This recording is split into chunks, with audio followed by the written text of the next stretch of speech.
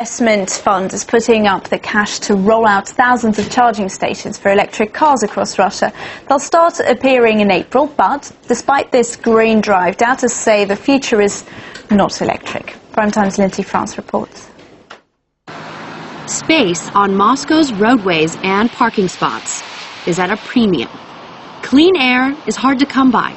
But if the CEO of Revolta has anything to do with it, the game may be changing, with a vast network of 2,000 charging stations for battery-powered cars. They'll be sprinkled throughout Moscow, St. Petersburg, Krasnodar, Samara, and Kaluga. The company and its American investors claim the 1.5 billion rubles sunk into this project will clear cities of air pollution and keep the roads quieter. Perfect for the frazzled nerves of commuters who move within a 35-kilometer radius regularly, a sweet spot for the battery range. Revolta thinks it's the start of a new trend. I drive IMF, for example, every day, and I can tell you that every second traffic light stop, you would get a lot of attention from people around, because, I mean, there are a lot of talks and people have very rare opportunity still to see actually cars on the go, and when you accelerate from zero and the X5 owner kind of gets surprised that this tiny little electric vehicle kind of passed him away, so that's really trendy. There's no denying that top-of-the-line models are not cheap.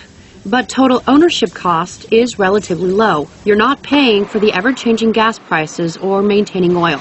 Plus, there are fewer moving parts, which means fewer repairs. But a big question on everybody's mind, resale value. In terms of resale, one of the big challenges is what is the residual value of the battery? What is the value of that battery after it's been used in a car for a period of time? It may be the case that it's not as valuable in the car, more valuable being taken off the car and used for storage with grid companies and utility companies. This is a project that we've been working on in the United States, and Nissan and General Motors and many other automakers are now looking at what they call secondary use of electric vehicle batteries as a way of addressing this very issue of residual value. So the battery itself may be worth more than the car after 6 to 10 years. These little cars may not look like much, but they've actually got a lot of pickup and go. And not only will buyers never be in line for gas ever again at a gas station, they may not even have to stop at the side of the road to charge, because once you stop these, you just plug them in and go into your office. We have charging stations of our own in our cars. It solves the problem. I mean, cars go very actively all day.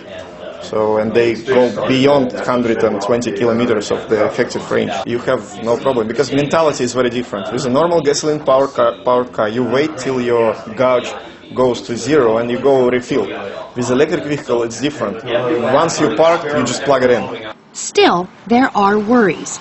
A lack of convenient charging stations is a fear among drivers. And it's not a secret that batteries do not like extreme temperatures, something that Russia has an abundance of.